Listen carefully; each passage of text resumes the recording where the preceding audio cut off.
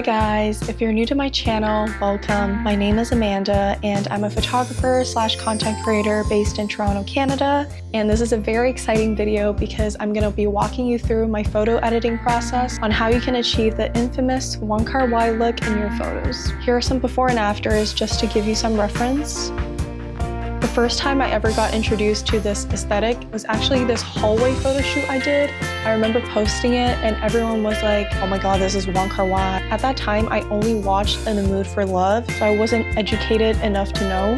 Then I searched it up and turns out everyone was referencing wongkarwai movies. So since then, I've done my due diligence and watched all the other movies like Chunkin Express and Fallen Angels, and I did become a little obsessive. So I proceeded to do other photo shoots that are inspired by that Hong Kong in the 90s vibe and edited all my nighttime photos to look like Fallen Angels. You know, that very heavily tinted green look?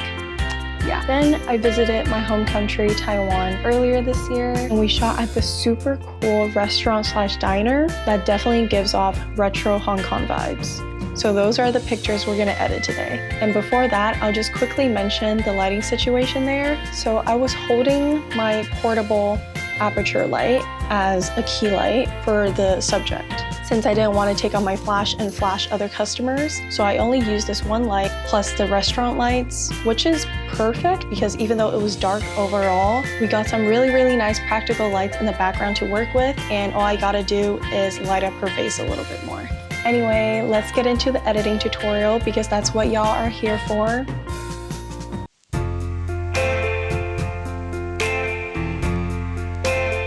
So this is the photo I'm gonna show you. I already edited all the other photos, but I'll just reset this and go through the process with you.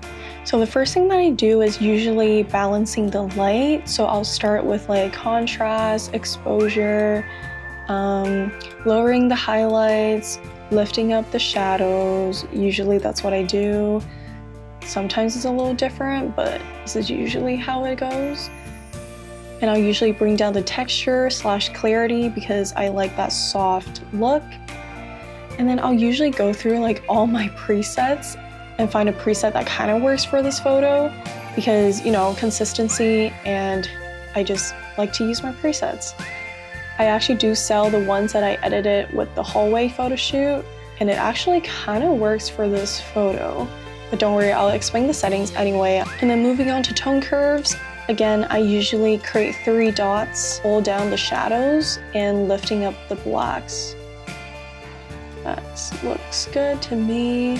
So pulling down the highlights a little bit more, and then moving on to the red channel, I'm just gonna pull some green down and pull down some green highlights. Okay, now it's a little too green, so on the next channel, which is the green channel, I'm gonna actually pull down a little bit of magenta in the shadows. Something like that. And then just bring up the green in the midtones a little bit and lifting up the green and highlights. I'm kind of doing the exact opposite that I did in the red channel, which is funny because it should cancel out, but somehow it just makes it look better. It's kind of like counterproductive, but somehow it just looks better. I don't know why, I can't explain it. That's just what I do and it looks good. So, and then lastly, on the blue channel, I'm just lifting up some blue shadows, but just to like balance it out a little bit, I usually like to lift up some magenta, so there is like that little purple shadow in your photos. And then I'll just hold down some yellow because I want it to look warmer, but this is like all personal preference here. You can even just lift off some blue in the midtones and it'll look like a flash photo. That looks pretty good to me. Yeah, no, this already looks so good. I don't think we need to do that much in HSL because I kind of already like the colors in here. But you know what, I'm still gonna adjust the green hue slightly and then bring down the saturation. That's what I usually do for any kind of photos. Moving on to color grading, this you can also just kind of play around with it, but I think I want to go for a warmer vibe, so I'm just gonna pull the mid-tone slightly towards yellow / green. That looks pretty good. And then shadows, I'm gonna actually add a very, very slight purple color. Highlights, just a little bit of blue highlights usually does the trick, so. And then I just sharpen my photo. You can denoise if you want, but I kind of like the noise for this vibe. And actually, I'm gonna add more noise.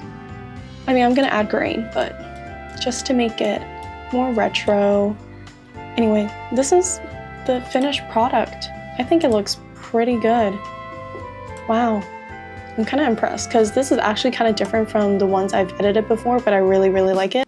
This is the before and after. I hope you enjoyed this video. If you found this tutorial helpful, give it a thumbs up and subscribe to my channel for more tutorials and photography content in the future. I just started YouTube like a month ago, so this is very exciting. If there's any other look you want me to recreate and teach you guys how to do it, feel free to drop a comment and let me know. Anyway, that is it. I'll see you guys in my next video. Bye! Should I just keep these headphones on for the entire video?